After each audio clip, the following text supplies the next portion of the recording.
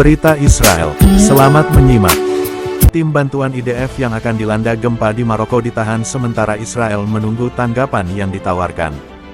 Gallen berbicara dengan rekannya dari Maroko, memuji komitmen untuk mendukung mitra kami selama masa-masa sulit.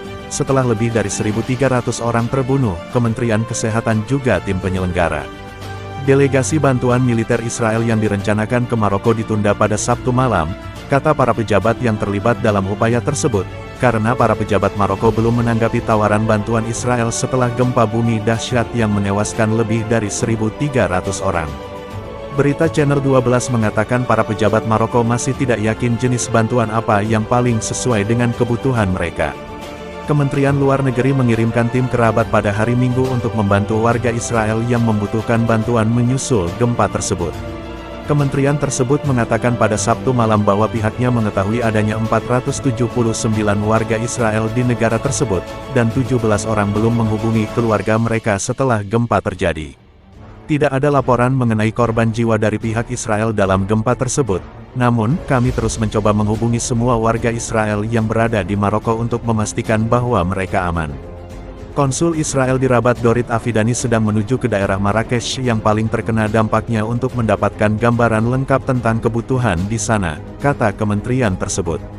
LSM Darurat Israel, Israel, mengatakan pada hari Sabtu bahwa pihaknya juga siap untuk bergabung dengan upaya bantuan di Maroko, dan berencana mengirim delegasi bantuan ke Marrakesh dan daerah sekitarnya. Kelompok tersebut mengatakan timnya akan tiba di Marrakesh pada hari Minggu dan telah melakukan kontak dengan komunitas Yahudi setempat. Sebelumnya pada hari Sabtu, Perdana Menteri Benjamin Netanyahu memerintahkan semua kementerian dan pasukan untuk memberikan bantuan seperlunya kepada rakyat Maroko, termasuk berencana mengirim delegasi bantuan ke daerah tersebut, kata sebuah pernyataan dari kantornya. Netanyahu berkata, rakyat Israel mengulurkan tangan mereka kepada teman-teman kami, rakyat Maroko, di masa sulit ini dan berdoa untuk kesejahteraan mereka. Kami akan membantu semampu kami. Menteri Luar Negeri Eli Cohen juga mengatakan kepada kementeriannya dan kedutaan besarnya di Rabat untuk menghubungi pihak berwenang Maroko untuk mengetahui bagaimana Israel dapat memberikan bantuan. Israel adalah pemimpin dunia dalam operasi pencarian dan penyelamatan dan telah mengirimkan delegasi untuk membantu dalam gempa besar, termasuk di Turki, Meksiko, dan Haiti. Menteri Pertahanan Yoav Gallen berbicara dengan Menteri Pertahanan Maroko Abdelatif Loudi. Bagian penting dari Abraham Accords adalah komitmen kami untuk mendukung mitra kami selama krisis nasional. Negara Israel siap membantu kerajaan Maroko selama masa sulit ini, kata Gallen seperti dikutip dalam pernyataan dari kantornya, mengacu pada serangkaian kesepakatan normalisasi yang didukung Amerika Serikat. Menteri tersebut mengatakan kepada Loudi bahwa Israel sedang bersiap mengirim tim bantuan dan juga menyampaikan belasungkawa atas ribuan warga Maroko yang tewas dalam bencana tersebut. Sementara itu, Kementerian Kesehatan mengatakan pihaknya juga siap untuk bergabung dalam upaya bantuan apapun, dengan mengirimkan delegasi yang mencakup dokter dan perawat, serta peralatan medis. Dalam serangkaian postingan dalam bahasa Ibrani, Prancis, dan Inggris, Presiden Isaac Herzog juga menyampaikan belasungkawa kepada Maroko. Hati kami bersama rakyat Maroko, tulisnya di platform media sosial 10, sebelumnya Twitter.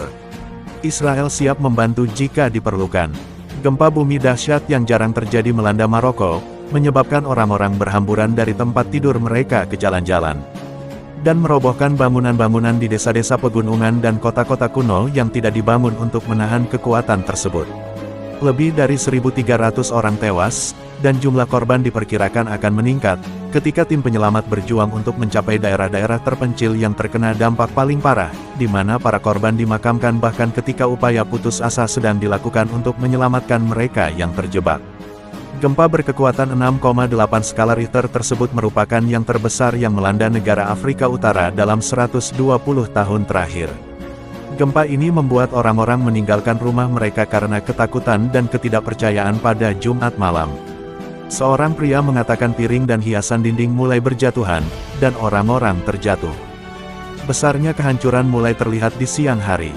Gempa tersebut meruntuhkan tembok-tembok yang terbuat dari batu dan pasangan bata yang tidak dibangun untuk menahan gempa, menutupi seluruh komunitas dengan puing-puing dan menyebabkan penduduk harus mencari jalan melalui puing-puing.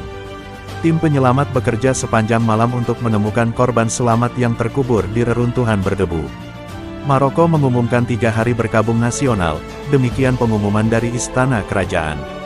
Israel dan Maroko menandatangani perjanjian normalisasi pada tahun 2020 dan hubungan telah berkembang pesat sejak saat itu. Netanyahu telah diundang untuk berkunjung. Negara ini merupakan tujuan wisata populer bagi warga Israel, banyak di antaranya berasal dari Maroko, dan beberapa di antaranya terkena dampak gempa. Maskapai penerbangan Arkia Israel mengumumkan pembukaan hotline telepon darurat di 05273234333 bagi warga Israel yang ingin kembali dari Maroko. Pada tahun 2004, setidaknya 628 orang tewas dan 926 luka-luka ketika gempa melanda Al-Hoceima di timur laut Maroko, dan pada tahun 1960 gempa berkekuatan 6,7 skala Richter di Agadir menewaskan lebih dari 12.000 orang. Gempa bumi El Asnam berkekuatan 7,3 skala Richter di negara tetangga Aljazair pada tahun 1980 secara regional merupakan salah satu gempa bumi paling merusak dalam sejarah terkini. Bencana ini menewaskan 2.500 orang dan menyebabkan sedikitnya 300.000 orang kehilangan tempat tinggal.